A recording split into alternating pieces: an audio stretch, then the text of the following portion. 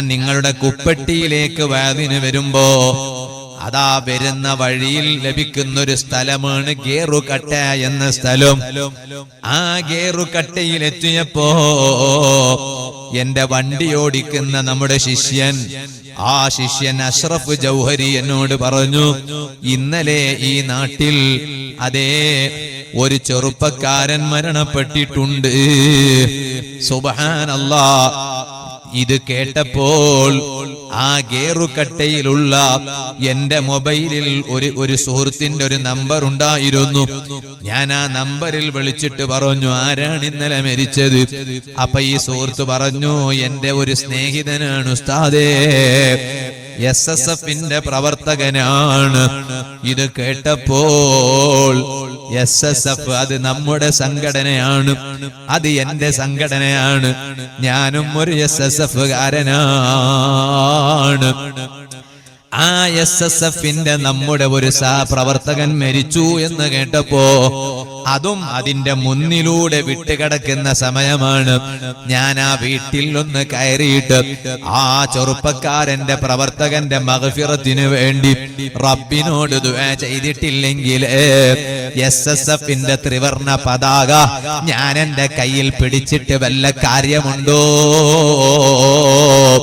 ചെറുപ്പക്കാരെന്തിനാണ് SSFൽ പ്രവർത്തിക്കുന്നത്?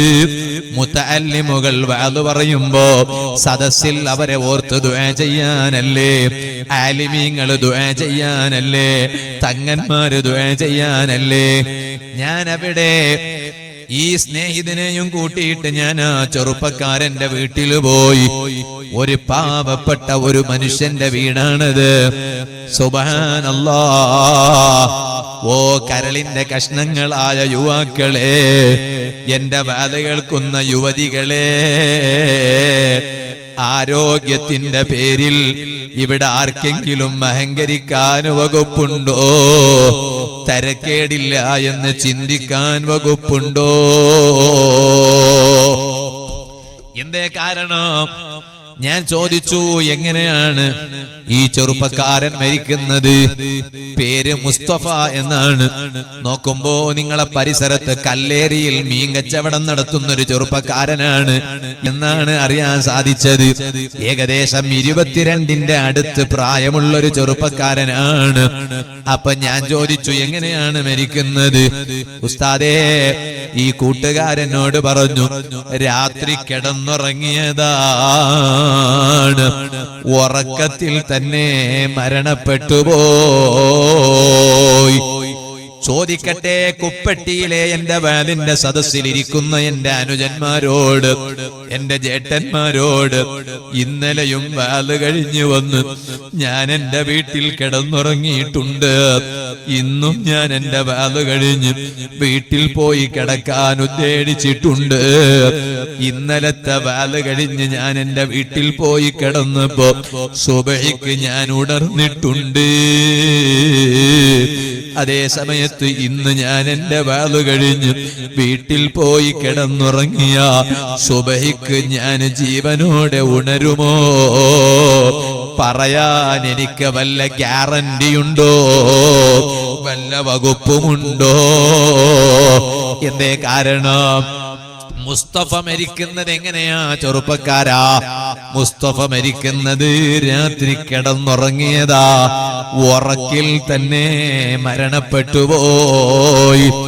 ഈ കൂട്ടുകാരോട് ഞാൻ ചോദിച്ചു, അവന് വല്ല അസുഖവും ഉണ്ടായിട്ടുണ്ടോ? ഇല്ല ഇല്ല, ഒരു ചെറിയ അസുഖം പോലും ആ ചെറുപ്പക്കാരൻ ഇല്ല.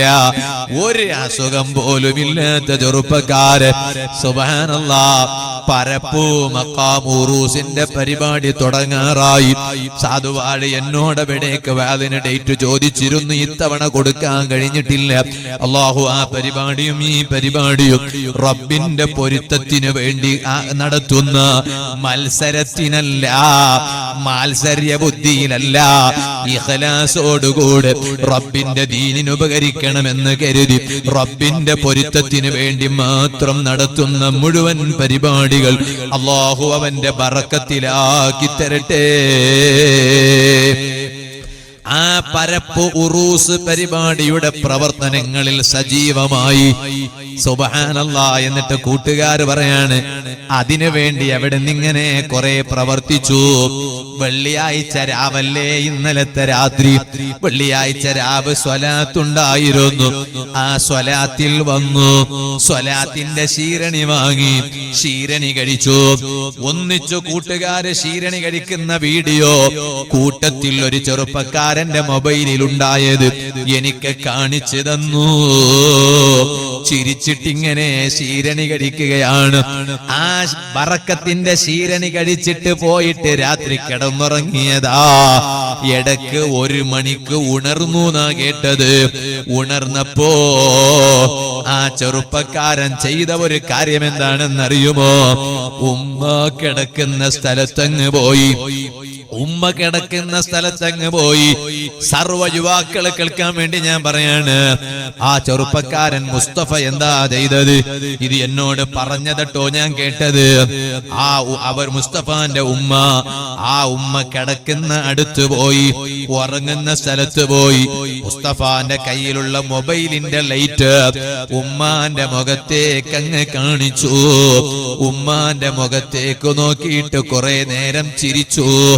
എന്നിട്ട് വീണ്ടും വന്നിട്ടതാ കിടന്നുറങ്ങുകയാണ്.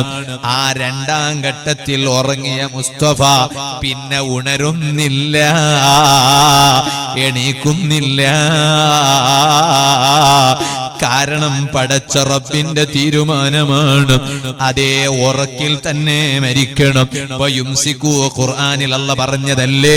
അതുകൊണ്ടല്ലേ ചെറുപ്പക്കാരാ, രാത്രി കിടന്നുറങ്ങുമ്പോ ബിസ്മിക റബ്ബി വളഅതു ജംബി അല്ലാഹുമ്മ ഇൻ അംസക്ത നഫ്സി ഫർഹംഹാ വഇൻ അർസൽതഹാ ഫഹ്ഫൽഹാ ബിമാ തഹ്ഫളു ബിഹി ഇബാദക സ്സാലിഹീൻ എന്ന ദിക്ർ ചൊല്ലിയിട്ട് കിടന്നുറങ്ങണം എന്ന് ലോകനേതാവായ നബി മുഹമ്മദുർ റസൂലുള്ളാഹി സല്ലല്ലാഹു അലൈഹി വസല്ലം തങ്ങൾ പഠിപ്പിച്ചത് വെറുതെയല്ലല്ലോ.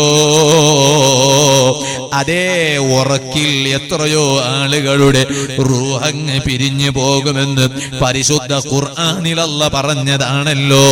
ഇരിക്കട്ടെ, ഞാനിപ്പോൾ അതിലേക്ക് കടക്കുന്നില്ല.